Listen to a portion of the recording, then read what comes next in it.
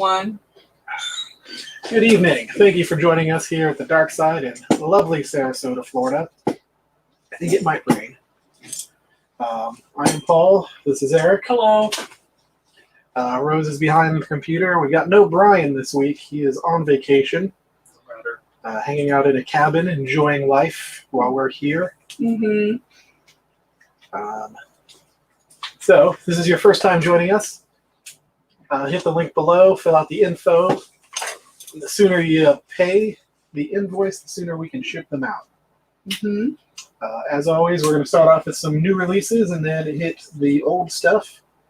We've got some fresh new things that we haven't had on the show before in the back issues, and then we've got some familiar ones that maybe you missed out on a couple weeks ago. Indeed. All right. I've had a very long day, so I'm going to let Eric start off and talk about this whole top row. Yes. So, for those of you that didn't know, the month of June is something quite exciting in the X line. There's this sort of, I'm going to call it a mini event called the Hellfire Gala, which is this big party that the X-Men are throwing and inviting people from all over the world. Is it the X-Men throwing it? I thought it was the Hellfire Club. So it's the Hellfire Trading Company. Mm-hmm. I should say, particularly Emma Frost, the White Queen. Though Sebastian Shaw, the Black King, and a certain character who I love, who happens to be the Red Queen. Yes. Are playing some roles in the Captain Kate. Yes, in the organization of it.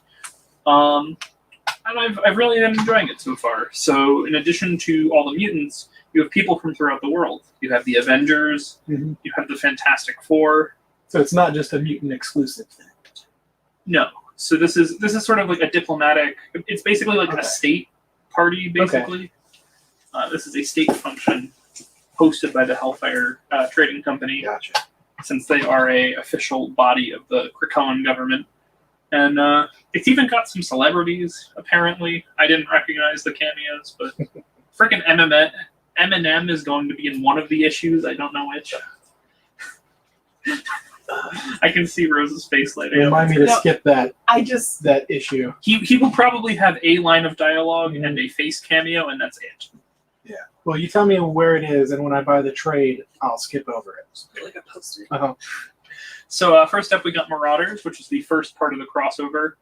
I did quite like this issue, though I do think that it could have been a one-shot rather than an issue of Marauders. This issue does a lot of the heavy lifting of the story, sort of framing the events of the night. What's interesting is that you get the skeleton of what happens in this issue. I like skeletons. And then the other issues are sort of filling in the blanks. So every other issue will take place in between the pages of that Marauders issue. Fascinating. Which is why I think it should have been a one-shot. Right. Because as a result, we really only get Emma as the focus of the Marauders crew. Though we might be getting a certain Banshee joining the team, perhaps. By a certain Banshee, do you mean Banshee? Yes, I mean Banshee. All right. Sean Cassidy, a lovely, lovely man. Which is cool because like Emma and Banshee were running the school back in Generation X. So that's fun. So that was good. I would have liked more of the other Marauders characters, but it was still quite good. Mm-hmm. X-Force was fun. So X-Force is providing the security for the party and also experiencing the consequences of their own actions. As well they should. Yes, because Beast is continuing his dive into becoming more and more like Dark Beast from Age of Apocalypse, which is fun. I liked. Okay. Yeah, Dark Beast is a great character, but he's also terrifying. He did that thing to Power Pack that I was telling you about.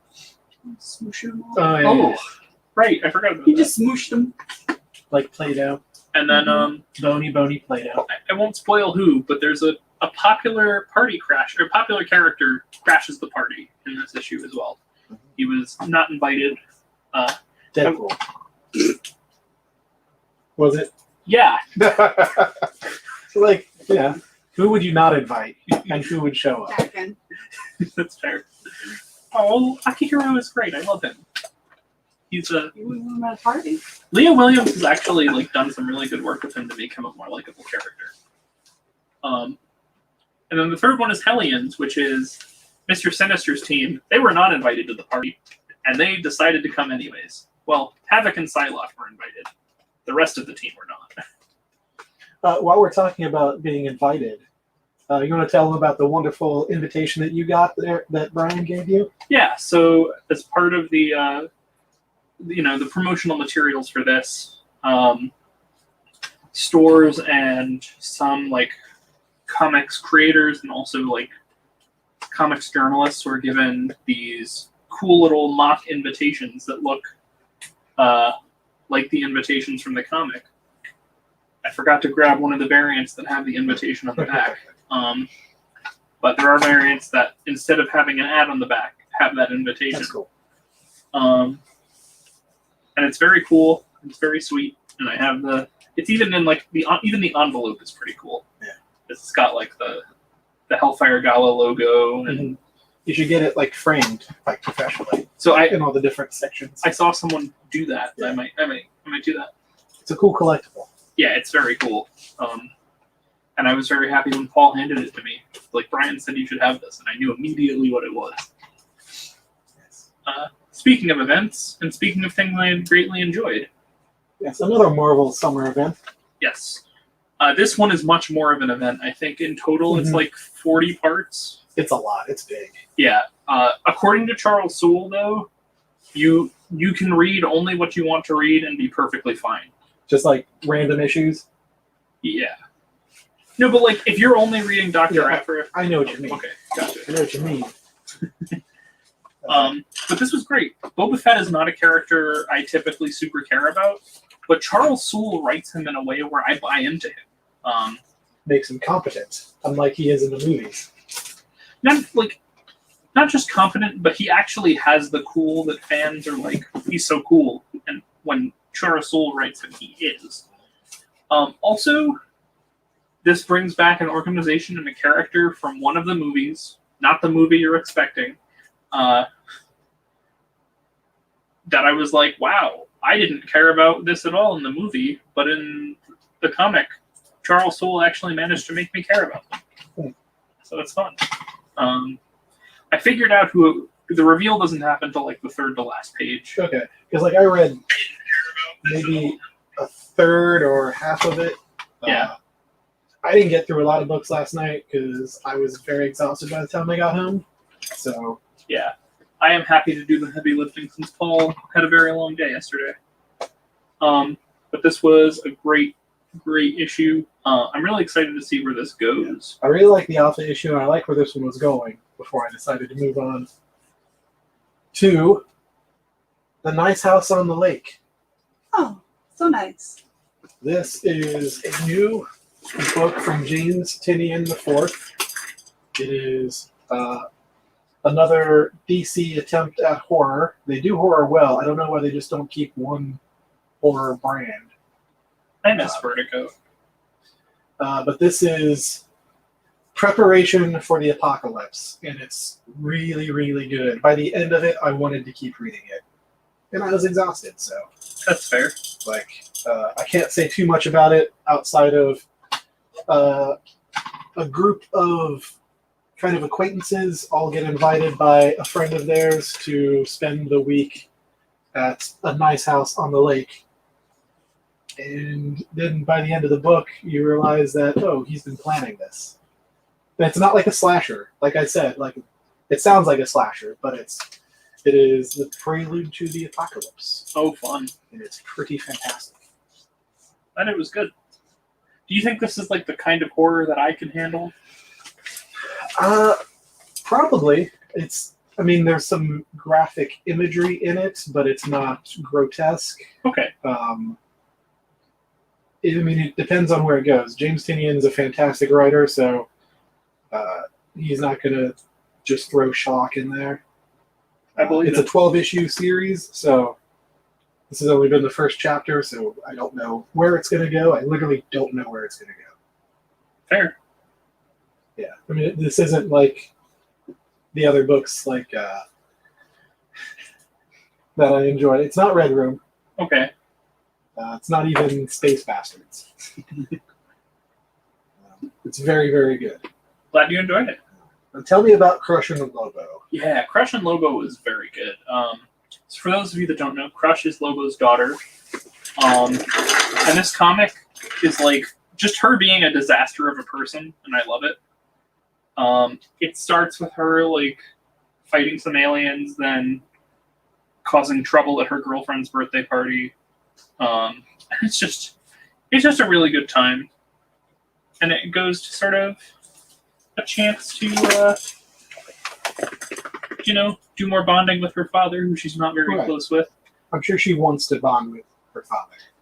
Maybe, but the one thing I will say is that if you're not used to the way she has narrative captions, it can take a couple pages to get used to. I don't think I've ever read anything with her, so. Yeah, I think maybe I've read one issue before.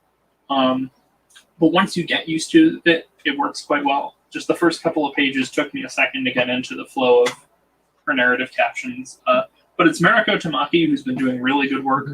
So I really enjoyed this, and I'm looking forward to probably reading more of it. Our good friend Christian says hello. Hello, Christian. Hey, Christian. Christian, that book that you gave me yesterday to price, I priced it and put it in your backroom file. Moving on to another one that I did read, Basilisk Number 1 from Colin Bunn. This is a book that I already pulled for some of our subscribers that I know are going to like it. Some Colin Bunn fans and just fans of this type of material. I enjoyed it. It was good. It went by really briskly, though. It really did. Like, by the time I like got my bearings, it was over. Yeah. And I was just like, what? Why is this over? I want more now. Yeah, no, it was good, fast-paced, good violence. But it was good violence that was palatable, I would say. Yeah, like not grotesque, not gory, but it was good. And I really like the way that that Sharf draws the main character's power and the way it manifests. Yeah, it's really cool. Like, it's impressive but scary. Like, it's not like a superhero using a power and it being impressive and cool and inspiring. This is scary when it happens.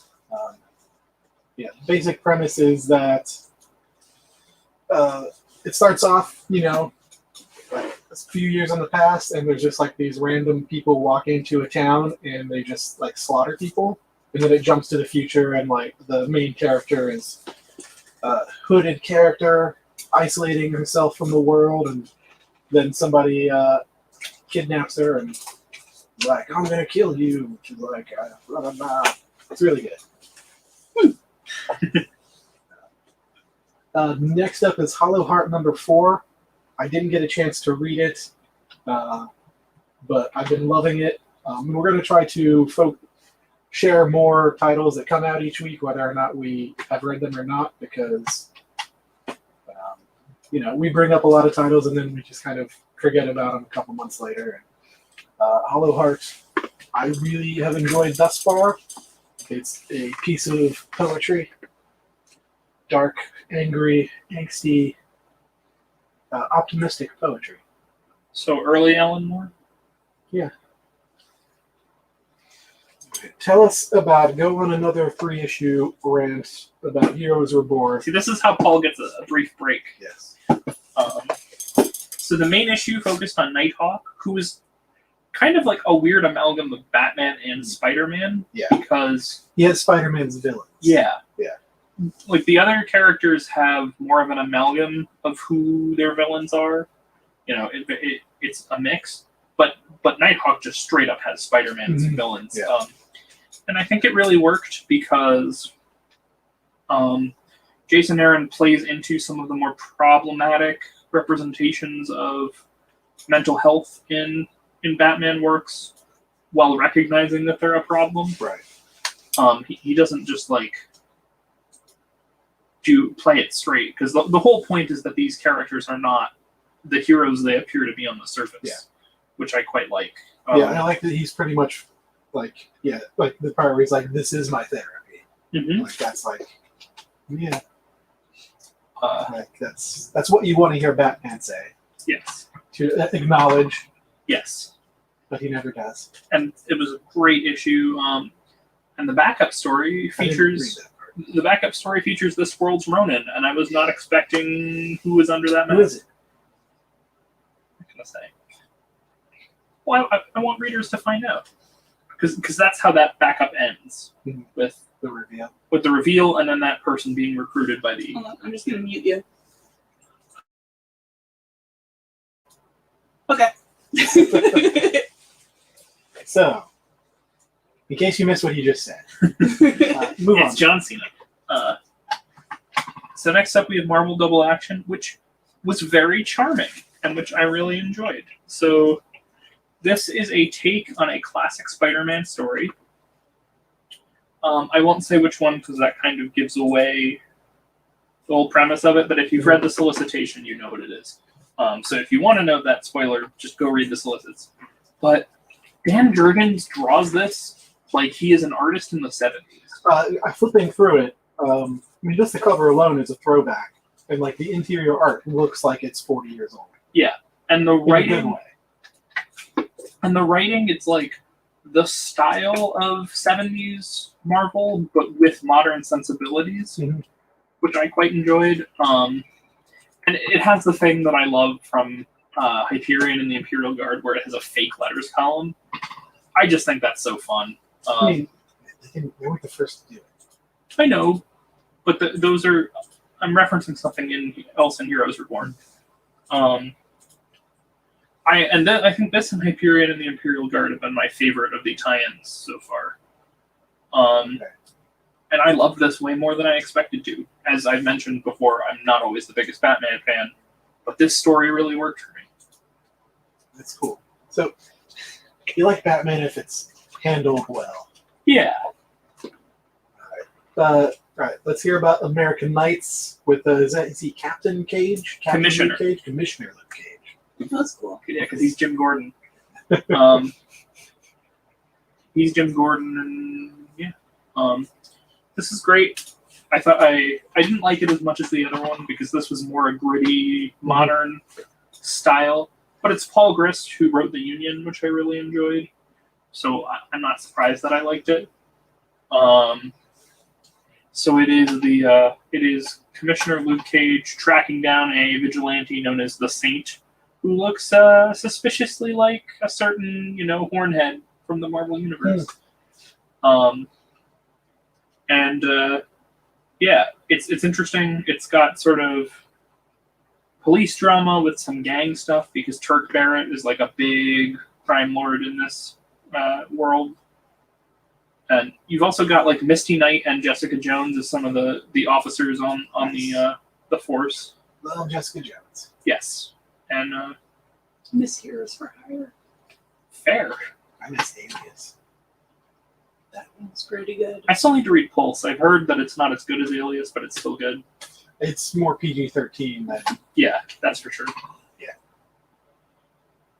I've heard it's solid. Not amazing, but I like that they make fun of her old Jewel costume. yeah. I've also heard it has a very funny issue with D-Man.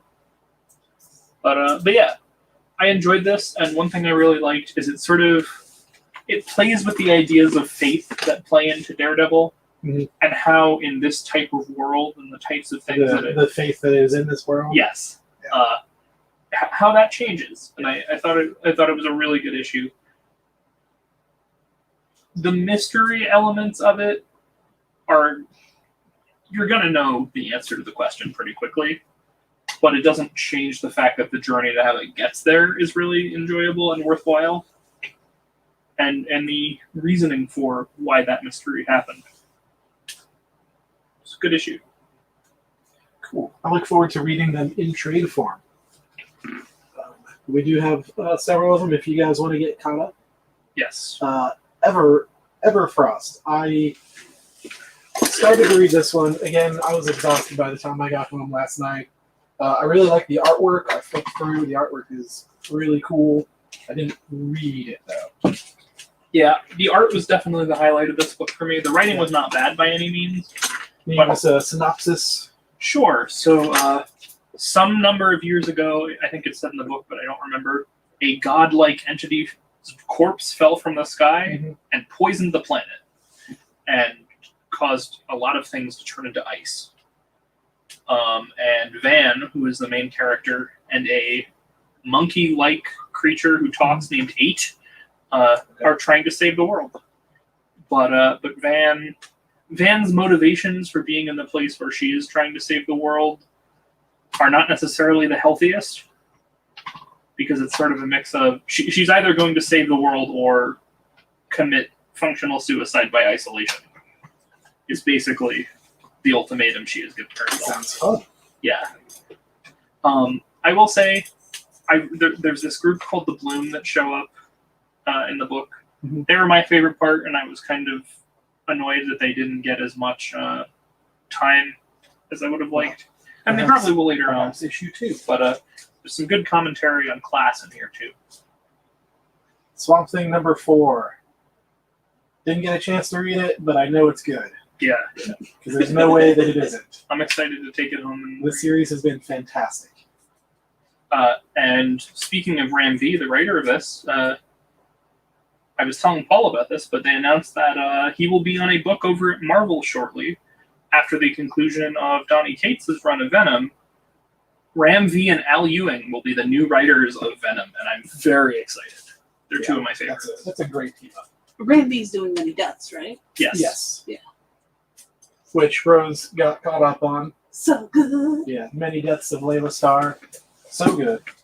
Nocterra number 4. Again, I didn't read it, but it's been nonstop, fun, action-packed monsters. It's been really good. I'm going to try to get caught up on the next 2 days when I can, after I sleep. There's been, there's a bunch of other books that came out today. There's the ones that we don't normally cover, like Spider-Man came out today, Batman Catwoman, Beast of Burden number 3 came out. Were you keeping up with that?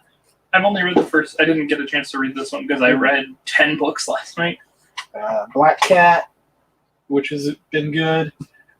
Dead Dog's Bite number 4, which I think is the last of the series.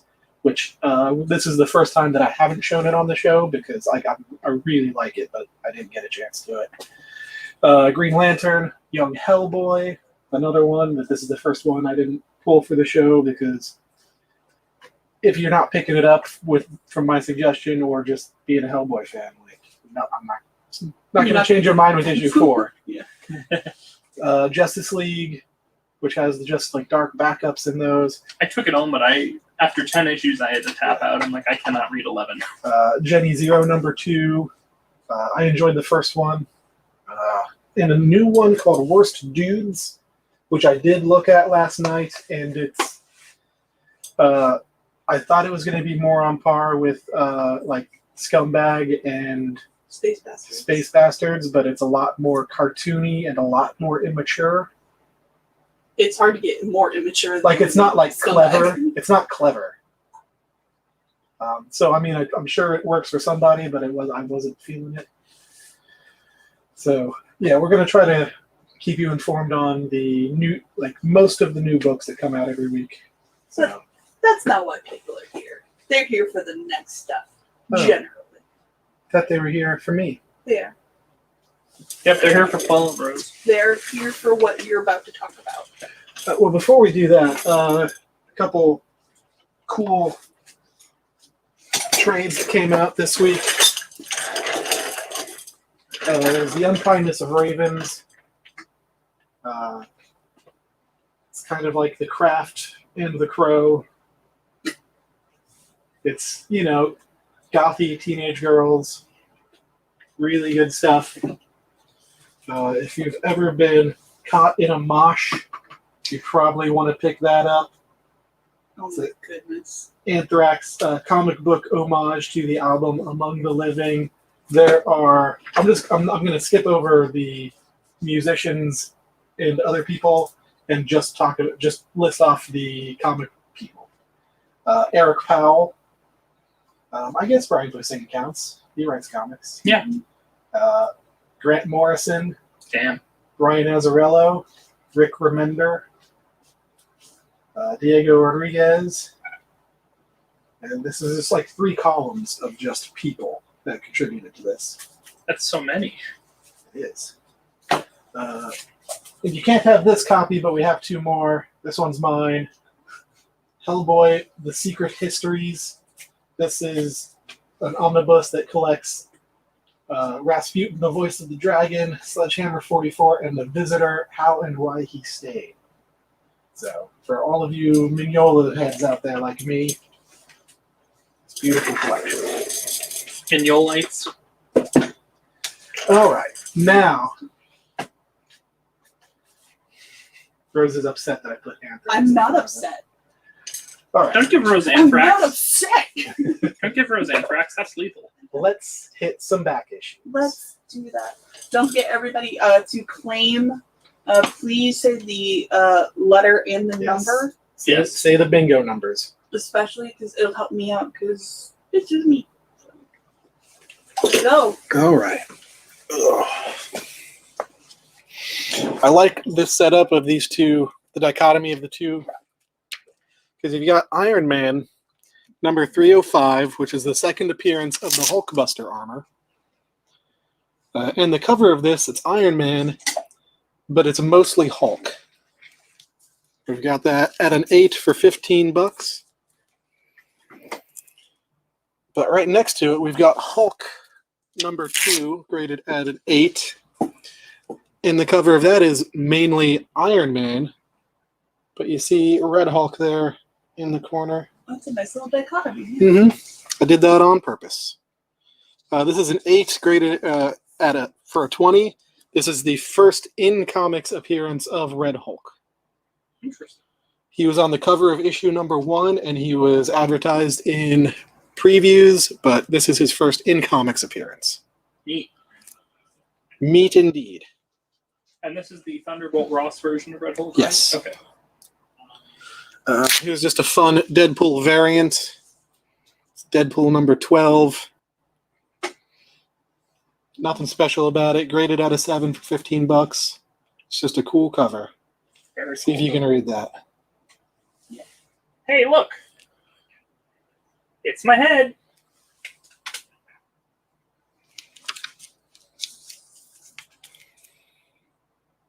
All right. I got 2 copies of this. Amazing Spider-Man number 1. What was this? 2015, 2016? Yeah. Uh, 15, I think. They're both graded at 9s for $15, and these feature the first cameo appearance of Cindy Moon, AKA Silk. Silk.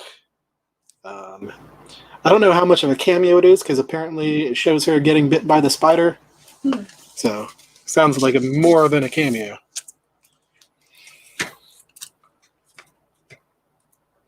Right. Exciting either way. This is something that I pulled out because I've got them. Why not show them? And it's cool. Doom 2099, 1 through 10, for $20 for all 10 of them. Eric, can you do the math on that? That's $2 an issue. They're not in perfect condition, but they're all in good condition. Yeah, they're all very readable. And that leads me into something that a lot of us didn't even know existed. Yeah, I had never heard of this, and I like $20.99. $20.99 Manifest Destiny. This is a thicker book. I'm guessing it's a 64-pager.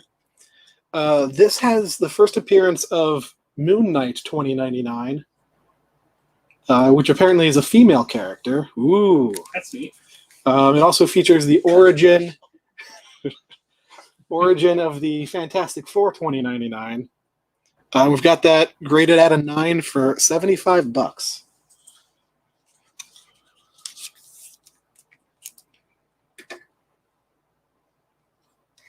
All right.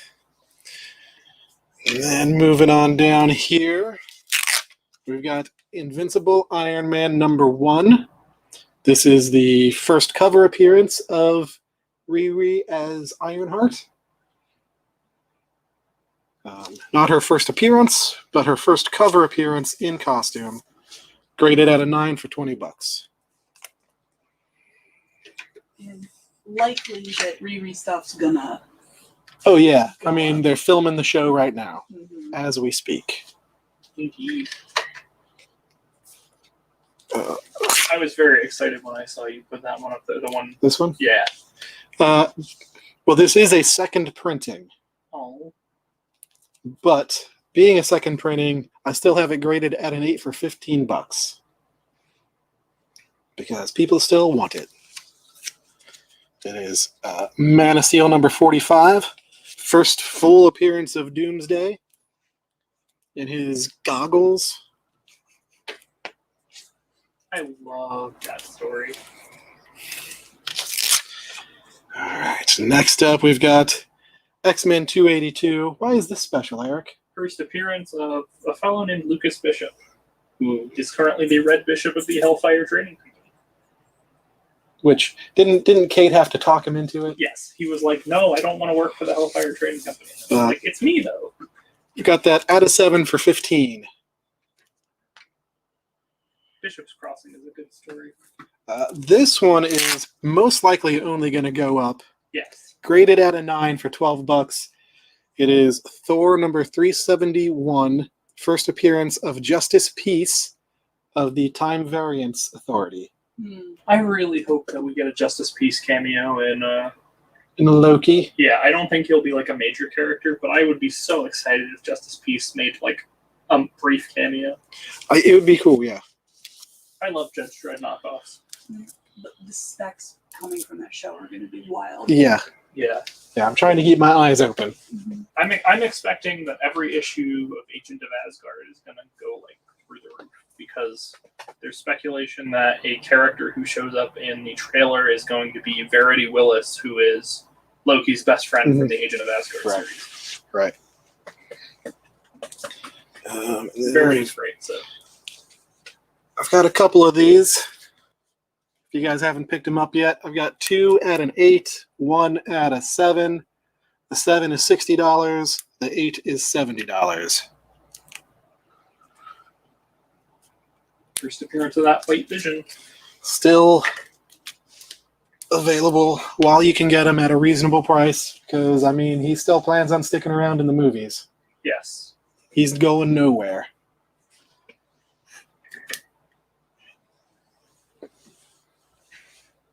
So that's our first batch of back issues.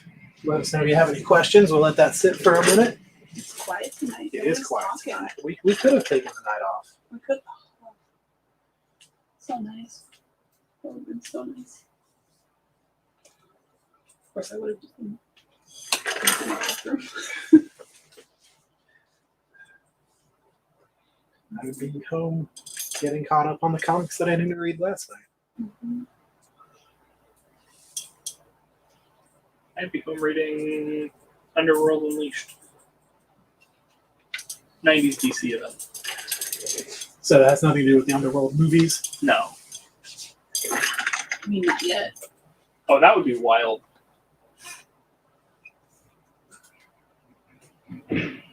Oh, we're glad you're here too, Christian. You're always here in spirit. For a second, I thought I heard him earlier, but that was the other guy. Because I was like, how does it work, isn't it?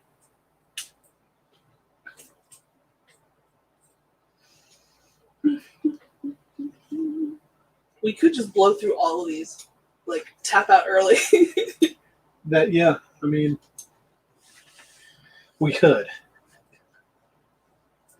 Well, we want to see what Eric's got over there. Jeez, Devin. No, you may not. What did he say? Devin wants a recap of the first 29 minutes of the show.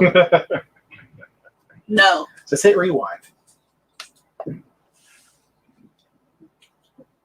We're allowed to talk to him like that because he works here. Yes. Yeah. Does he? Oh. He's been in the store like 3 times in the past year. I hope your pizza was good, though, Devin. I don't. Pizza. All right. Well, let's see what Eric's got. Sure. I have a feeling starts at the end of the alphabet. It very well might. Let's head on over to Westchester County. So you might know is that there's a few issues that are overturned. I wonder why that could be. Was there a mudslide? Maybe. First up, we have a book that had me really excited. Star Trek: The Next Generation and X-Men: Second Contact at an 8 for $18. This one's really exciting, and I might get this one honestly if no one else does. But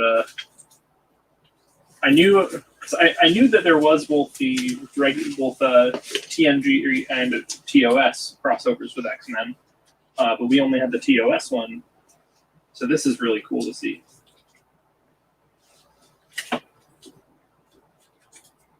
And it's also got like Nightcrawler in like a pirate outfit, which is fun. Like more of a pirate outfit. He looks like he's gonna buckle some swashes. What was that? Buckle some swatches? Yeah, swashbuckle. Yeah. Not swatches, like the watch. Swash. Like the 90s watch. Alrighty, so our first book to overturn here. We've got X-Men number 60. The first appearance of Sauron.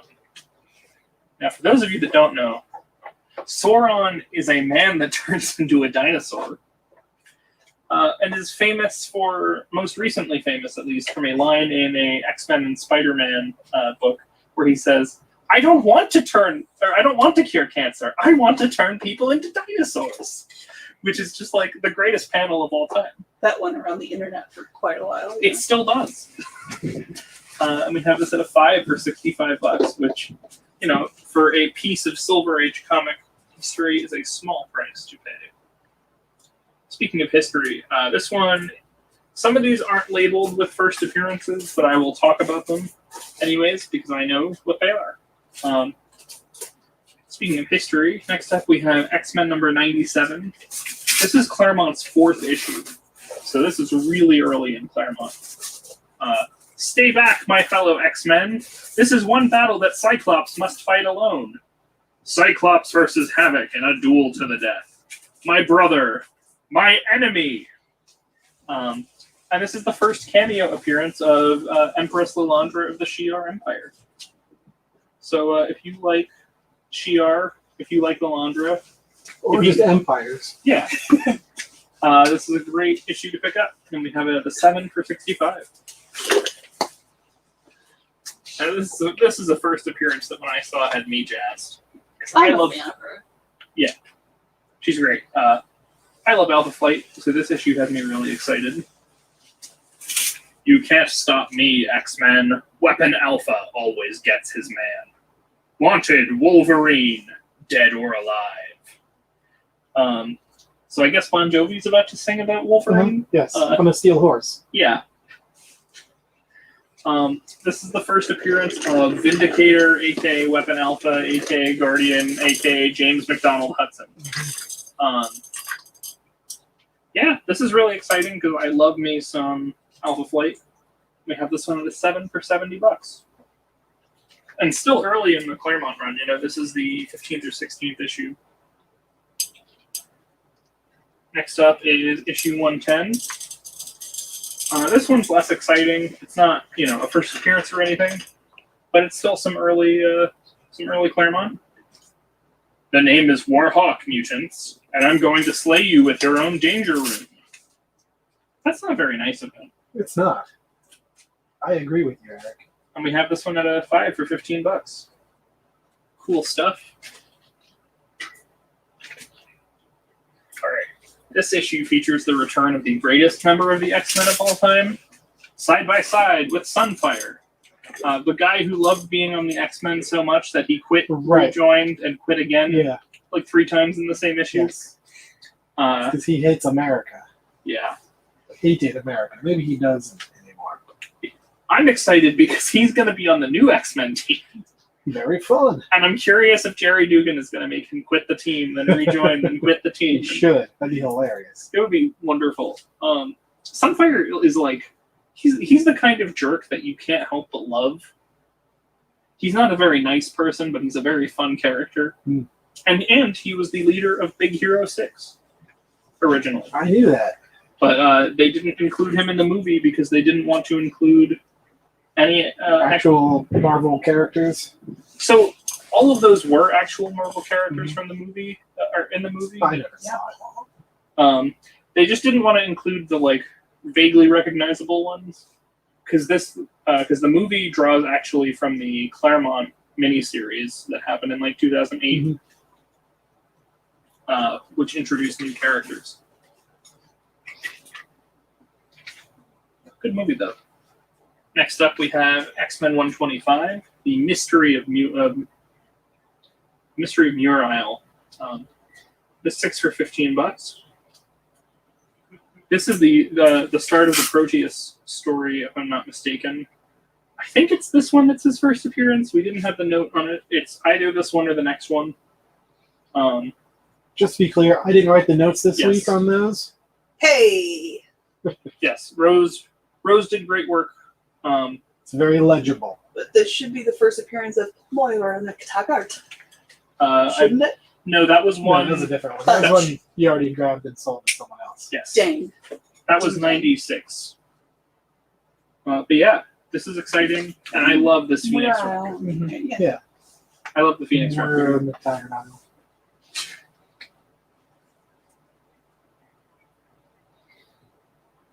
And next up, we have this lovely group shot in search of Mutant X, who is Proteus. Turns out, Proteus is a deeply uncomfortable character. Okay. I'm not going to go into why, Okay. but Please don't. go away, Moth. The power of Proteus, the deadliest mutant alive. You got this one at 7 for $23, and it's just a really cool cover. I love the use of this like purplish pink, I guess magenta.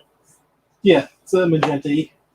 Yeah, I love this like magenta background against the like white energy body. It looks very cool. And lastly, we have the last issue before the start of the Dark Phoenix saga.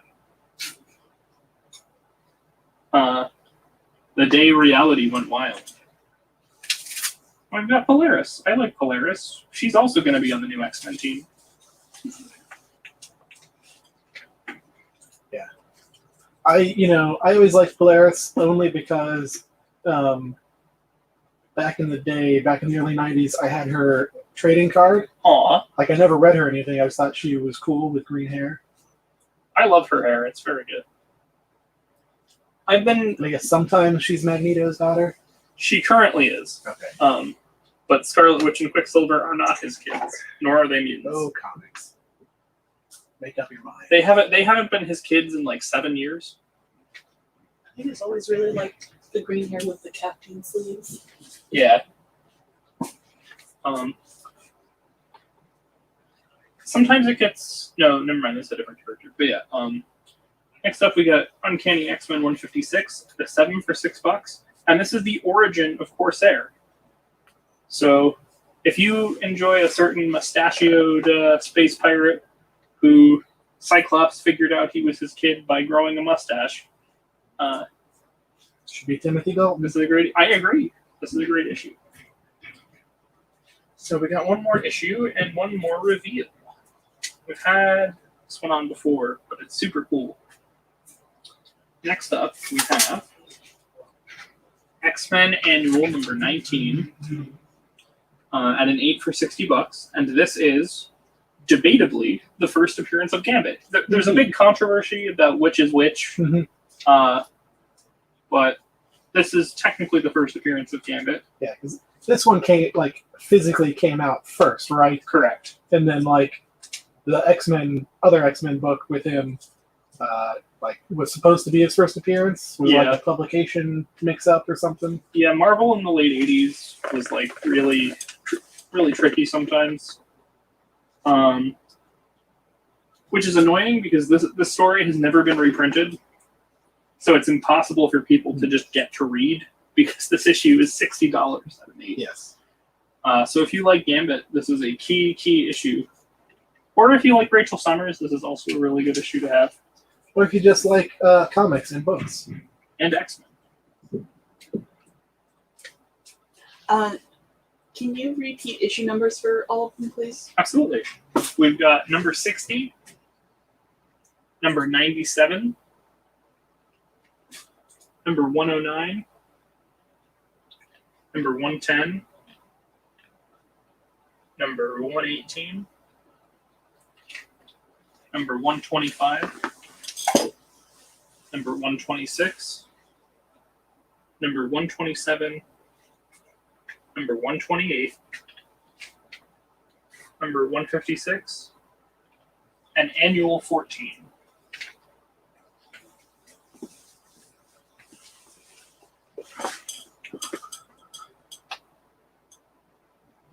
Okay.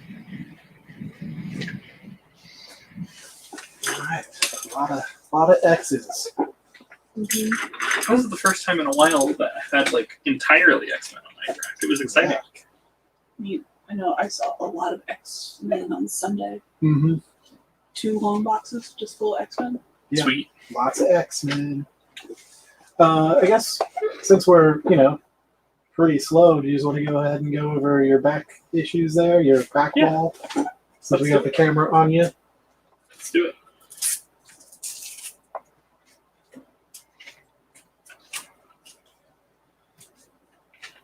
Alrighty. First up, we have another copy of 97, X-Men 97. This one is at a 5 for $30. So it's not in as good shape, but for the budget conscious of you, this is a bit of a cheaper issue. Yeah. I love this cover. It's a very good one. Devin's going to pick C7, C8. Thank you, Devin. Thank you, Devin. Now you have to actually make it into the store to pick them up. All being bully today. And I'll just put 2 of these in the places. Next up, we have Marvel 2-in-1 King Size Annual number 2 at a 6 for $22. This is the second death of Thanos. To Duel a Mad God, featuring the Avengers, Captain Marvel, and the epic villainy of Thanos. This is a great cover. It's just Thanos being like, I'm going to throw Spider-Man at Ben Grimm. Yep. While Adam Warlock scowls in the background. Hey, man, there's nothing scarier than having a spider thrown at you. That's fair. I think if it was an actual spider, I'd agree. But maybe not Peter Parker. But like a 200-pound person thrown at you would not be scary? It would be a different kind of scary. Like, spiders are just... They're evil, yeah, we know. More viscerally scary than, a dude in a blue and red suit. I remember reading an article many, many years ago. The reason people are inherently scared of, arachnids and specifically arachnids is that people and arachnids are so evolutionary divergent that there's no, arachnid brain in it, We have, lizard brain, but we don't have arachnid brain. Fascinating. I think that's very cool. So we fear them because we can't relate to them. Yeah. Not because they're terrifying to look at. That's the eggs and legs and eyes. Eggs, legs, and eyes. No, thank you. Is that like the new Diners, Drive-Ins, and Dives? Mm-hmm. Next up, we have Marvel Superheroes Presents number 17, The Black Knight. This is the origin of the Black Knight at a 7 for $30. Now, I erroneously thought that this was about Sir Percy of Scandia, but this is actually the Dane Whitman Black Knight. So that's cool. I look forward to seeing him in the movie theater. Yeah, that should be fun. So we've done a bunch of Marvel on my rack, so let's do some DC. Next up, we have DC Comics Presents number 1, Superman and the Flash. The Man of Steel and the Scarlet Speedster embark on a deadly chase to the end of time, featuring a brand new series, or presenting a brand new series, teaming Superman with DC's most sensational superstars. This is their 4th race, and we have this at a 7 for $30.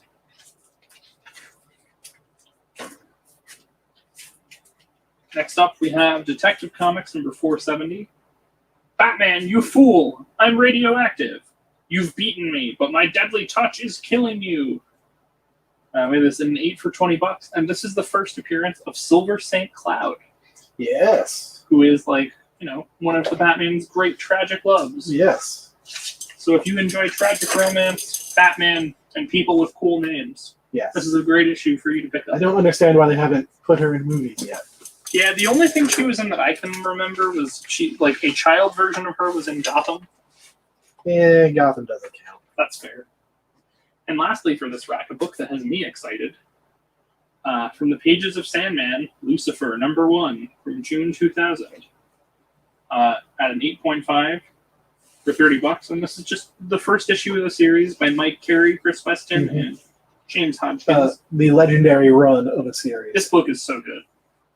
John Constantine making shadow birds. Lucifer making shadow birds, but yes. Oh, gosh. Yeah. It's okay. I'm pretty sure they're friends. I'm so tired. You're fine. What's the grade on C8? C8, it's a 7. 7.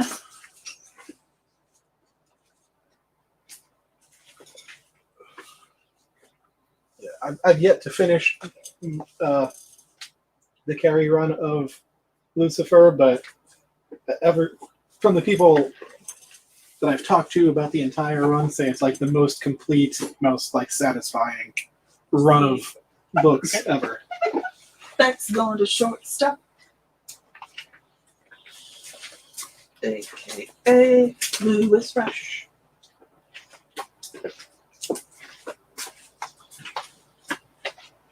Yep. We got that. Thank you.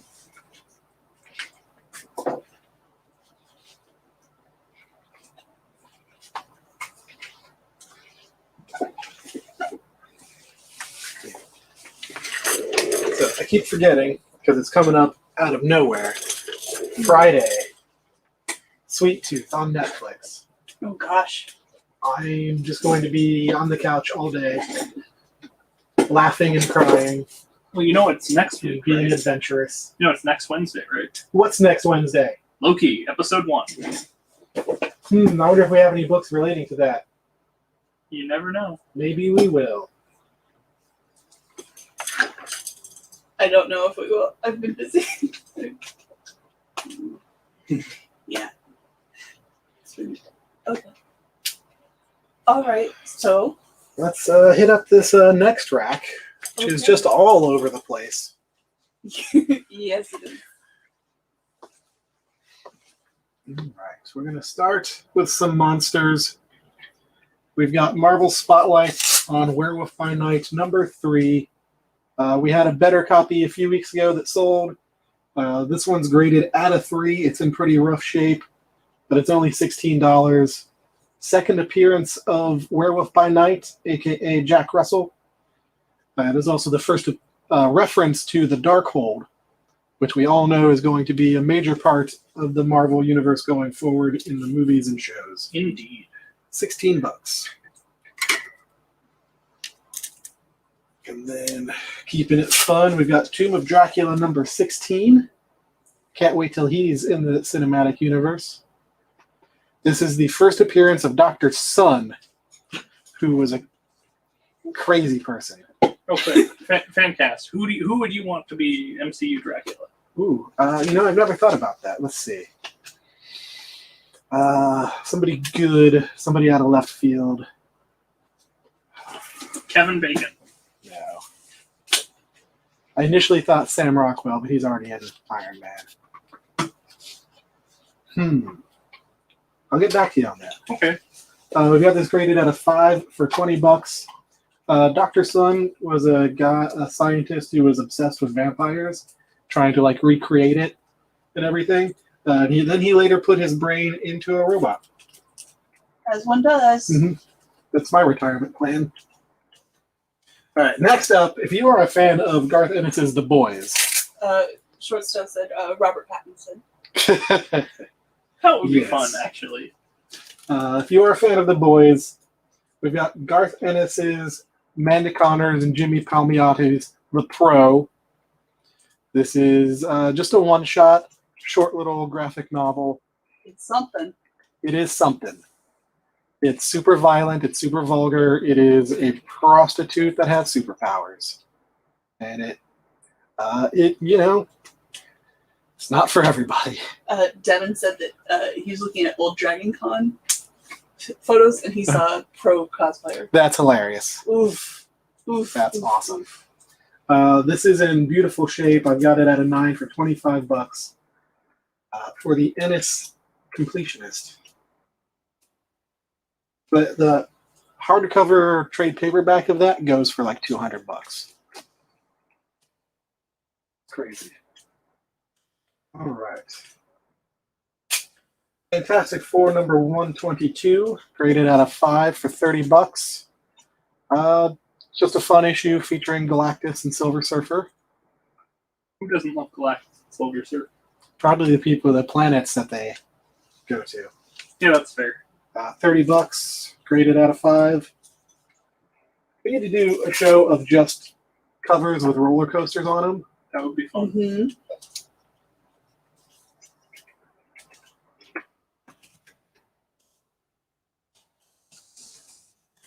More Fantastic Four. Tony said he liked the pro. Didn't know Tony was here. Hey, Tony. Fantastic Four 131, rated out of 7 for $25. It's got a wonderful Steranko cover. It's slightly aged. That white cover is slightly brown, and somebody did write with a pencil on the back cover. If it wasn't for the pencil, I would have put this at an 8. It's in surprisingly good physical condition.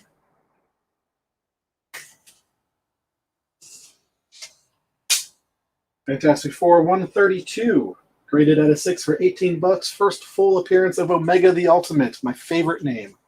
It's very good. Omega the Ultimate Alpha, right? Yep. So good.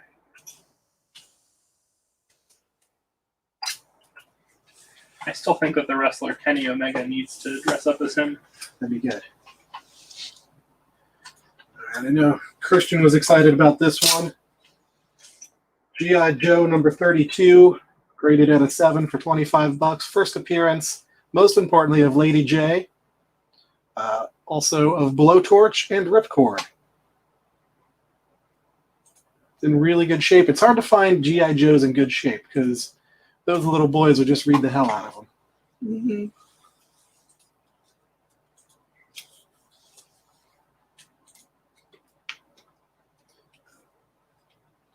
Next up, we've got some Detective Comics number 299.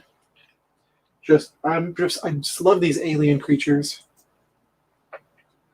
Christian said there was a show coming.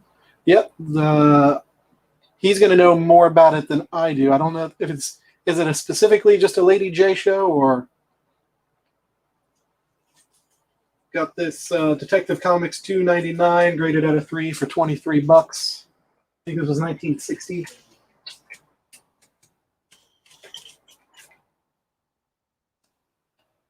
From the same era, we've got Superman number 135, graded at a 4 for $70. This is the second appearance of Laurie Lamaris, Oh, that's cool. I believe she's a mermaid Yes. And and a love interest, obviously. she continues the running gag that Clark Kent is only capable of falling in love with people whose initials are LL. La. Except Maxima. But that's complicated. All right. Daredevil number 77, graded out of 5 for $15. This does have some water damage across the top. It's somewhat visible here on the camera. The back is a little worse. Overall, it's in good shape. There's a little nick down here. It's, Daredevil featuring Spider-Man and Namor. Good times. $15. Who's your favorite character on that cover? Spider-Man, Namor. Is Daredevil even on the cover? Yeah, he's been beaten up by Oh, I see. Namor. Who's your favorite of the three? The bridge. I can respect that. I enjoy a nice walking bridge. in a park. Daredevil number 103. First appearance of Ramrod. Yep, Ramrod. Yeah, I don't know who that is. Graded at a 7 for $25.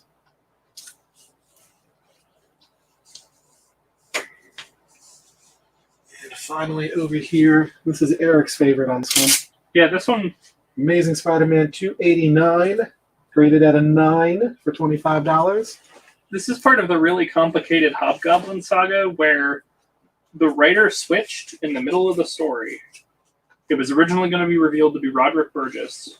And then writer changed. So that got thrown out. And then they're like, let's make it Ned Leeds.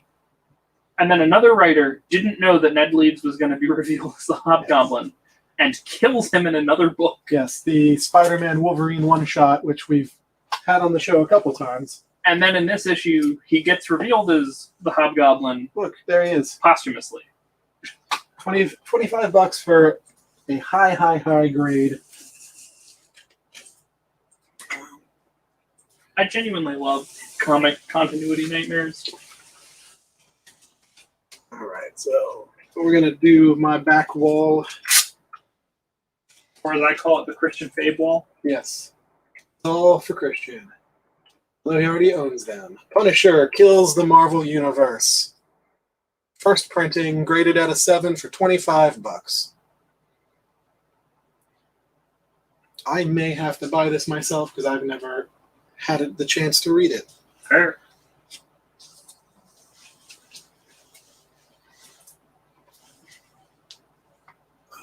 Yeah, we'll go in backwards order. We've got number 5 in the 5-issue Punisher miniseries, the first standalone Punisher series. Issue number 5. Christian's giving us hard eyes. Issue number 4. In a 4-issue limited series. The cover's I ridiculous. really love look at his neck. It's just like wow. Mm-hmm. Is he a Brontosaurus? Mm-hmm. But he's this massive dude, like right in the window with like a Issue number 3. In a 4-issue limited series. Mm-hmm. Because it was so good, they just had to do a 5th issue. Was this the one that did that? Yeah. Look, here's number 2 in a 5-issue series. Yeah, the covers are so inconsistent, and it's great. And lastly and firstly, we've got number 1 of the 5-issue miniseries. All of these are at worst high 8s. So I've got this 5-issue set priced at $130. Rose and I saw it at the convention this past weekend in worse condition for a higher price. Yeah. One thing I definitely pulled away from that convention is that we underprice. My goodness. That's why people love us. Mm-hmm. Christian called it Zeknek. Yes.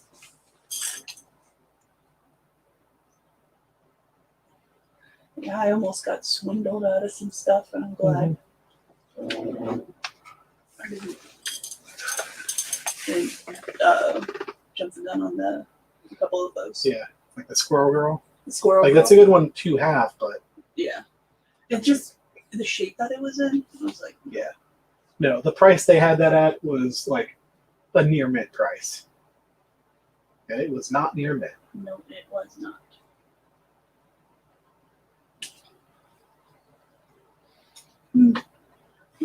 Quiet on sales tonight. I guess we're just not showing things people want tonight. I blame Brian. That's I think fair. he told people not to buy anything. Just Mhm. so we would be like, oh, you're Yeah. so valuable here. Like, Yeah, maybe. I even pulled some promo posters to give away for people who like spent a bunch of money, and oh well, I'll keep them myself. Wow.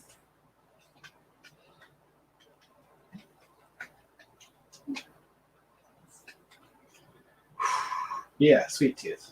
I'm going to spend all day watching it because it's amazing. Even though I haven't seen it yet.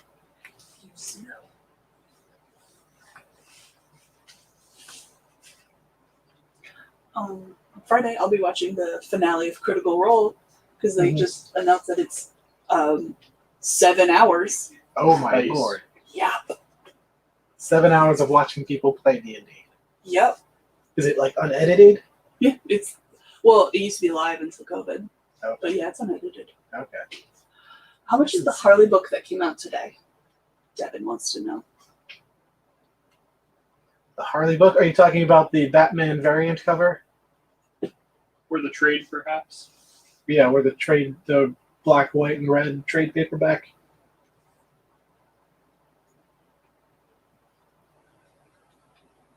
Yeah, I don't know. I'm gonna go here. Yeah. Well, Devin, the black and white. Black, white, and red. Oh, okay. I think it's 25 and maybe 30 at the most because it is a Yeah. pretty thick book. Yeah, it's got 17 issues. It's pretty full and pretty cool. Well, I guess we will start off at the top. Indeed. Anybody's looking for that Loki love. This is Journey into Mystery with Thor, number 115, where you actually get Loki's origin story.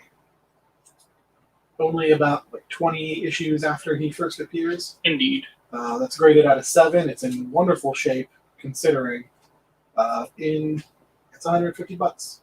It's also the second appearance of Absorbing Man. Indeed. And just to show something that came out today, in addition to that, there's also like that Marvel Tales reprint thing that they're doing. This is the Trials of Loki, and this is a retelling of his origin story. This like mini trade is like $8. So, if you're interested in one of these, let us know. I think we still have a few. I'm going to do this one. This one I just found the other day. Well, I think Christian found this. He did. It's very exciting. All-Star Comics presents Super Squad. This happens to be the first appearance of Power Girl, Hey. Love me some Power Girl. which is really cool.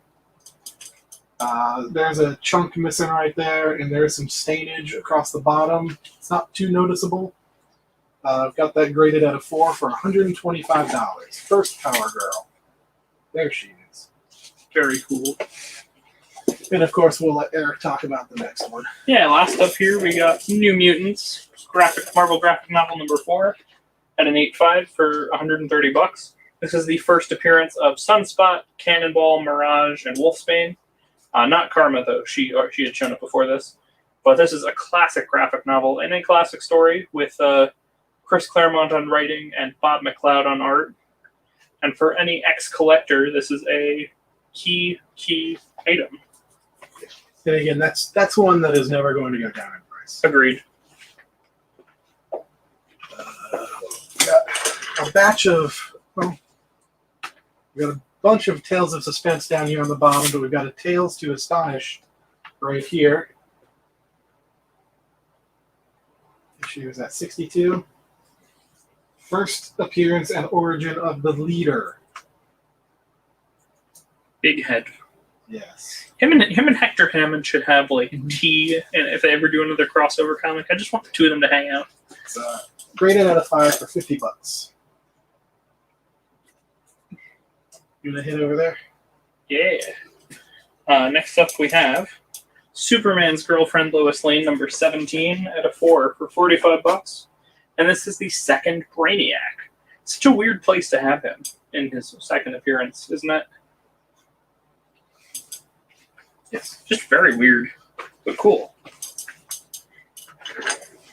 What did Christian just say? That's not a stain? Correct. It's a shadow. Like it's on the original image. Oh, well, that's weird. That's really weird. Huh. Yeah, because you can, looking close at it, you can see the pixelization. Well, hey. Thought somebody spilled something on it.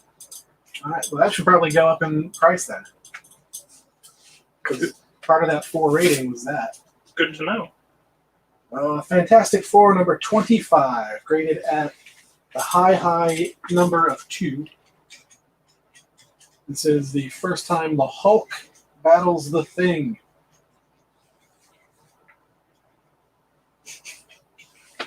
It is also the second appearance of Captain America in the Silver Age, and is the third Avengers Fantastic Four crossover. I just really like that cover. Yeah, it's a good cover. Classic. It's that, Bruce v. Ben. minimalism there. $90. And yes, there is a chunk out of the corner, but still, that's why it's a 2. All right, why don't you start down there? Sounds good. First up, we got Tales of Suspense number 97 out of 5.5 for $25, and this is the first appearance of Whiplash. All right, over here we've got Tales of Suspense number 46. You got Whiplash there. I got the Crimson Dynamo over here. First appearance. And we collectively have Mickey Rourke.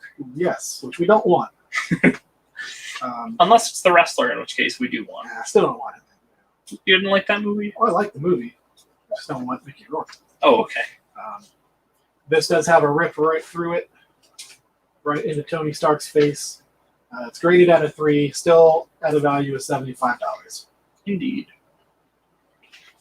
Next up, we got Tales of Suspense number 79 out of 5 for $25, featuring tinfoil armor. Disaster! Tales of Suspense 47, graded out of 3 for $75 as well. And this features melty armor, thanks to the melter. Everyone loves the melt. Also, It's just like cheddar cheese. That's all that is. yeah. How is his arm not gone? But you see, a lot of people don't realize his superpower is that he's invulnerable. Oh, okay. That's he why just likes to wear a metal suit. That's why he's the Invincible Iron Man. Mhm. Gotcha.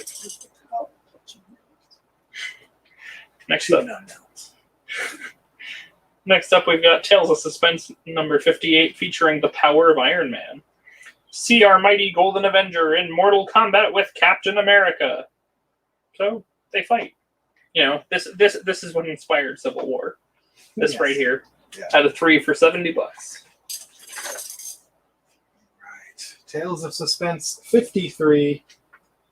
Not only is this the origin of the Watcher, but it is the second appearance of Black Widow. Oh, that's very cool. It is graded out of 3, but it's $45, so that's a deal. I'm shocked we still have that one. Yeah, me too. I mean, Black Widow has never been more popular than she is now. And she has a movie coming She sure does. in a month? 2 months? Next month, yeah. I think it's the 7th or the 11th. I forget. All right. What time is it? 7:15 7:15. or Or 17. 8:17. 8:17. I'm sorry. Goodness gracious. Great Balls of Fire. There was another new release that we totally skipped over. Another DC horror book tie into the movie The Conjuring. Little mini-series. Didn't read it, but again, trying to get more titles out there so you guys know what's available. Agreed. So that's another one that I knew customers that I just put it in their box because I knew they wanted it. Brian says nice pants. Thanks. I mean, I've worn them before. So Shouldn't you be vacationing, Brian? it's mostly just a veiled threat, I think. Fair. Brian, we've made a lot of money tonight.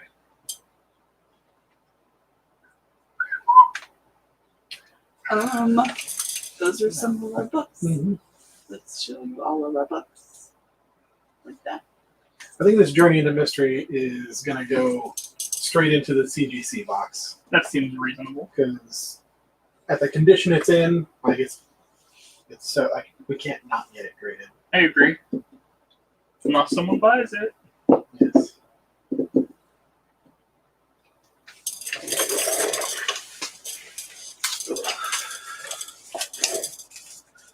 I don't know. I think we got cool books tonight. I don't know why nobody wants them. We did. We had some awesome stuff. Like those Amazing Spider-Mans, I'm shocked. Mm-hmm. Nobody wanted. Yeah. First Cindy Moon. I mean, she's getting her own TV show. Indeed. Weirdly on Amazon, so I don't know what kind of deal they brokered. I wonder if she's, because it is Spider-Man, I wonder if she's owned by Sony. Probably. Maybe. Is this one of those like new like second full moon things, or I don't know? Is it a full moon? No, it's not. Okay, then it's not. No, Brian, that is not the first Ironheart. That is her first. It's her first cover as in armor. Devin's gonna take C11. Yep.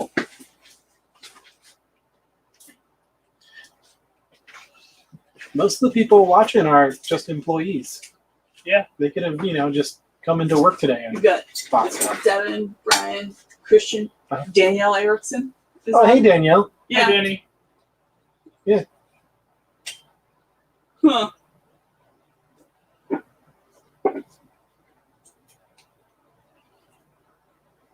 Yeah. Weird. Yeah, Weird day. very strange day. Glad it's almost over. Indeed. Yeah, I know. I was running around all afternoon. Devin said he worked today. So did I.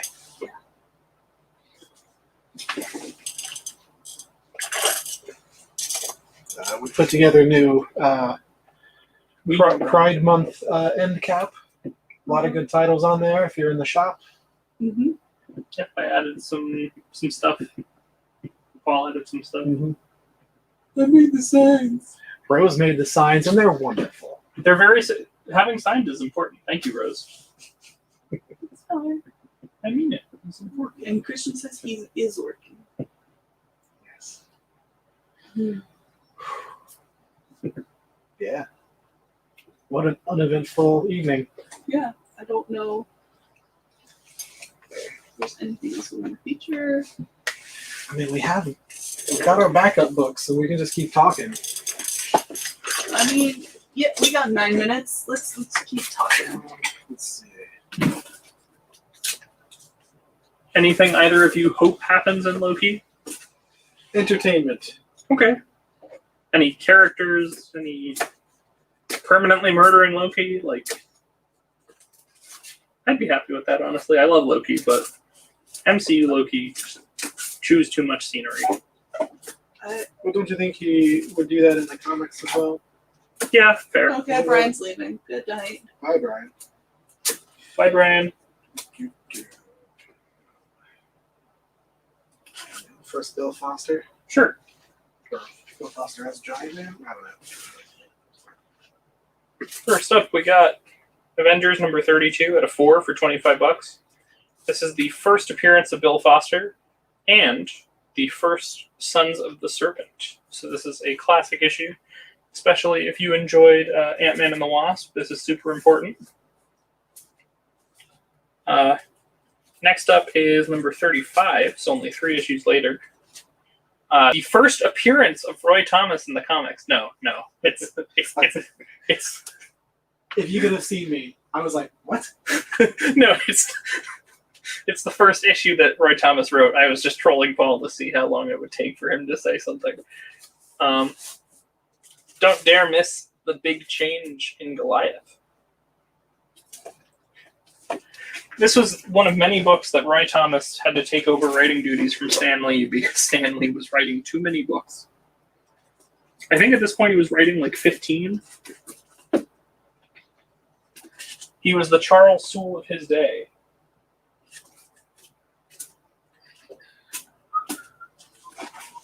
Here you go. Here's Fantastic Four. Next up, we got Fantastic Four number 41, The Brutal Betrayal of Ben Grimm. Because Ben Grimm, as we all know, is a jerk. They have this at a 7 for $80.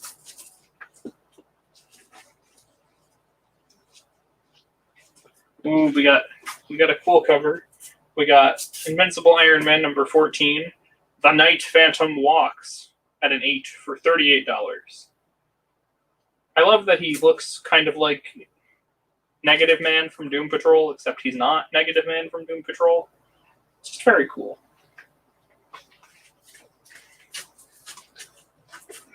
Press those.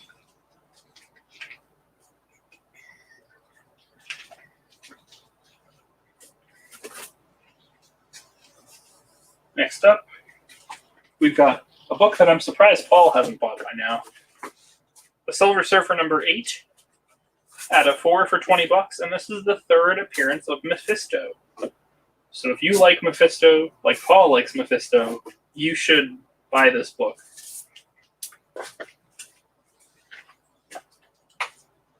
Speaking of books I'm surprised Paul hasn't bought. Makes you think I don't already own them? I don't know. Next up, I'm obligated to make this joke once. I'll only make it once. Silver Surfer. Claimed. Which one? Oh, this one? Number 8? It just says Silver Surfer. Okay. Oh, yeah. I think it's the only one we did yet. Next up, we got Swamp Thing. He makes your heart sing. We got number 5 at a 6 for $16. We've got number 6 at a 4 for $10. And we've got number 7 at a 6 for $20. And number 6 is the issue where he goes to Gotham. So if you like swamps, if you like things, and if you like Gotham, these are perfect for you. Someone had that at the convention for like a lot of money. And it's not that. I mean, I guess the first crossover with Batman, but it was expensive. I believe it. Next up, we got Gotham City Sirens number 1 from August of 2009 at a 9 for $50. With a iconic, I guess would be the word one could use for it, cover. Great characters, though the art sure is something. It sure is. Next up, we got Doctor Strange, Master of the Mystic Arts, number 2, at an 8.5 for $45. And writer is Steve Englehart, and the artist is Brunner. And it's Doctor Strange versus the Dynamic Defenders in a world he never made. I still have not figured out what that means. You're Eric's favorite. Next up, we got Guardians of the Galaxy number 1 at a 9+ for $30, featuring the first appearance of Taserface, which is just the most tasteful name ever appear in a comic. And Rose was shaking her head as I said Taserface. No. Oh, okay.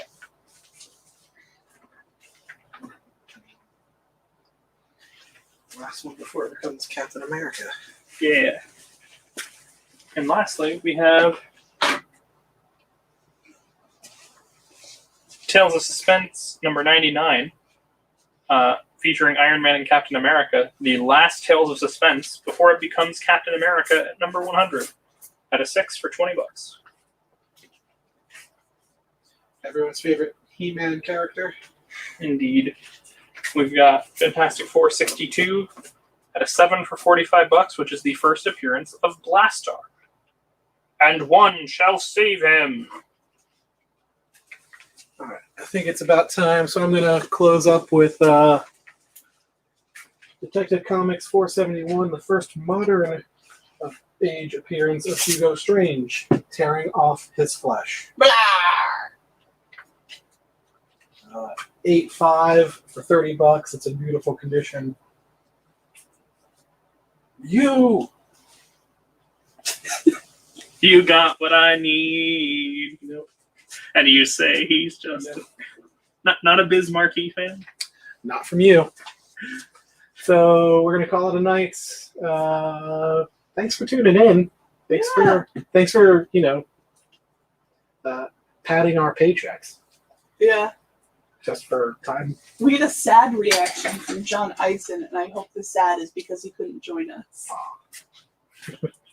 Well, we'll be back Saturday morning at 11 o'clock on the Comic Book Shopping Network. We'll have some of these. We'll have some other books. So if any of these were things you wanted but you missed out on, we'll have them back. But we will also have other books. We will also have other Indeed. books. Mhm. So I'm told. Thank you, everybody. Have a good night. Yeah. Hi, everybody. Hold on. I'm behind. Ah.